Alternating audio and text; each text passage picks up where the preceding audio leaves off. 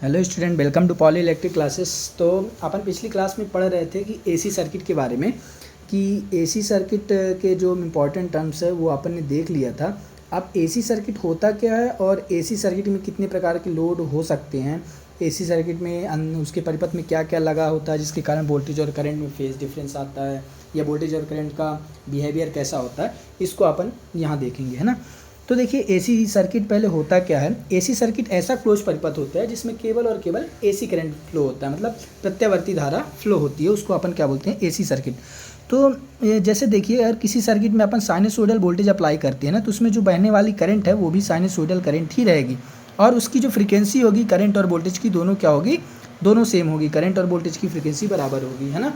तो वोल्टेज और करंट में केवल और केवल फेज एंगल का डिफरेंस हो सकता है। फेज एंगल मतलब कला कोण का डिफरेंस हो सकता है ना। तो वो कला कोण जो फेज एंगल है जिसका डिफरेंस हो रहा है वो किस पे डिपेंड करेगा, परिपथ में जैसे कि आर एल और सी जो लगा है उस पे डिपेंड करेगा, मतलब रजिस्टर, इंडक्टर और कैपेसिटर पर निर्भर करेगा। तो देखिए ये वाला छोटा सा वीडियो बनाना है केवल और केवल आपको ये जानने के लिए कि जो अपन एसी सर्किट है उसमें डिफरेंट टाइप ऑफ लोड किस प्रकार से लग सकते हैं। उसके बाद हम वन बाय वन करके एक एक लोड डिफाइन कर लेंगे, ठीक है। तो देखिए जैसे डिफरेंट टाइप ऑफ लोड कौन कौन से हो सकते हैं। डिफरेंट टाइप ऑफ लोड जैसे कि एसी सर्किट कोई हुआ और उस एसी सर्किट में अपन एक वोल्टेज सोर्स लगा दिए, ये एसी वोल्टेज सोर्स है ना, एसी वोल्टेज सोर्स लगा दिए और उसमें केवल और केवल रेजिस्टेंस लगाया, तो ये केवल ओनली रेजिस्टेंस के साथ एसी सर्किट हुआ, है ना। तो इसमें देखेंगे करंट कौन सी फ्लो हो रही है, जो करंट यहाँ फ्लो होगी वही करंट रेजिस्टेंस में भी जाएगी। अब इसमें देखिए केवल और केवल जब एसी सर्किट में केवल और केवल क्या हो, इंडक्टर, केवल और केवल क्या हो, इंडक्टर एल। तो जब केवल और केवल इंडक्टर होगा तो इसमें जो करंट होगा उसका बिहेवियर वोल्टेज के साथ कैसा होगा, अपन इसमें ये देखेंगे। और तीसरी सर्किट इसमें हुआ केवल और केवल ओनली कैपेसिटेंस हो, तो कैपेसिटेंस मतलब सी। तो इसमें देखेंगे जब करंट फ्लो हो रही है आई, वो उस करंट और इस वोल्टेज में क्या संबंध होगा, इसमें ये देखेंगे। अच्छा ये देखिए जो केवल और केवल इंडक्टर है तो इसको अपन क्या लिखेंगे, जे एक्स एल, जहाँ एक्स एल इजकल टू क्या है, ओमेगा एल, ठीक है। ऐसे इसमें देखिए जब सी है सी तो इसको क्या लिखेंगे, माइनस जे एक्स सी, लोड में क्या लिखेंगे, रिएक्टेंस है ये, माइनस जे एक्स सी, जहाँ एक्स सी इजकल टू क्या है, 1/ओमेगा सी, ठीक। और एक देखिए ओमेगा जो कि अपन की क्या है, ये एंगुलर वेलोसिटी है, तो ये क्या होता है, 2πf, क्या होता है, 2πf, ठीक, ठीक है। अब देखिए दूसरा, अगर इसके बाद ये केवल और केवल रेजिस्टेंस वाला हो गया, केवल इंडक्टर, और ये क्या कौन सा हो गया, केवल कैपेसिटेंस के लिए। अब इसके बाद सीरीज में अगर आर और एल को जोड़ दें, सीरीज में रेजिस्टेंस और इंडक्टेंस को जोड़ दें, तो देखिए क्या होगा, किसी एसी सर्किट में वोल्टेज तो है ही V M sine omega T, है ना, और उसके साथ सीरीज में अपन ने रजिस्टर और इसी के साथ इंडक्टर जोड़ दिया, रजिस्टर मतलब आर और जे एक्सएल का हो गया इंडक्टर का रिएक्टेंस। तो इसमें जो यहाँ से करंट निकलेगा वो इस लोड में भी करंट फ्लो होगा ना, दोनों करंट बराबर हैं। तो अपन देखेंगे इस करंट में और वोल्टेज में क्या संबंध है, इस वोल्टेज में क्या संबंध है, इसमें ये देखेंगे।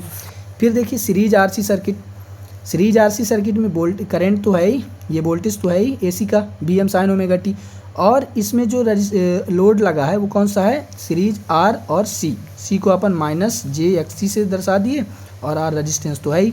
तो इसमें भी देखेंगे जो करंट फ्लो हो रहा है और वोल्टेज में संबंध, ठीक। इसके बाद देखिए, इसके बाद सीरीज आर एल सी, मतलब तीनों ही आर और एल और सी तीनों ही सर्किट में आ जाएं, रेजिस्टेंस, इंडक्टर और कैपेसिटेंस तीनों आ जाएं, तो इसमें जो फ्लो होने वाली करंट है और वोल्टेज के बीच में क्या संबंध होगा, ये भी अपन देखेंगे, ठीक। अब इसके बाद सीरीज हो गया, अब पैरेलल देखेंगे। जैसे पैरेलल सर्किट है तो पैरेलल आर एल सर्किट मतलब रेजिस्टेंस और इंडक्टर, ये दोनों किस में हो, पैरेलल में, किसके साथ, voltage V M sine omega t के साथ। तो वोल्टेज और करंट में क्या संबंध होगा, देखिए यहाँ से जो करंट निकल रही ना, ये करंट आई, तो एक करंट इधर चल जाएगी आई आर में और एक करंट किस में आ जाएगी, आई एल में। तो यहाँ जो आई इजकल टू होगा वो क्या होगा, आई आर का वेक्टर प्लस आई एल का वेक्टर, इसको देखेंगे और वोल्टेज में संबंध देखेंगे, है ना। अब देखिए पैरेलल आरसी सर्किट में तो ये इंडक्टर और पैरेलल आरसी सर्किट में क्या देखेंगे कि voltage V M sine omega t के साथ एसी वोल्टेज के साथ ये जो रेजिस्टेंस है और कैपेसिटेंस दोनों अगर पैरेलल में जोड़ दिए जाएँ तो इसमें करंट और वोल्टेज में क्या रिलेशन होगा। तो देखिए जो यहाँ से करंट निकल रही है ना, वो करंट यहाँ बढ़ गई किस में, आई आर में और आई सी में, तो टोटल करंट क्या हो जाएगा, I R vector plus I C vector. देखिए ये करंट आई यहाँ से आई ना, तो आई सी प्लस आई आर में बढ़ गई, आई आर और आई सी में बढ़ गई, है ना।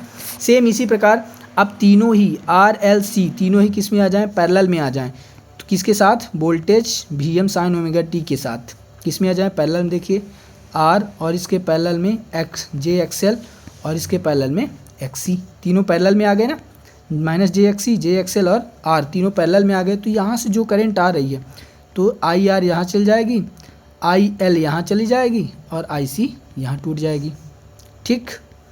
तो यहाँ जो करंट होगा आई इक्वल टू, आई का vector equal to I R का वेक्टर प्लस आई एल का वेक्टर प्लस आई सी का वेक्टर, तीनों के योग के बराबर होगा, है ना।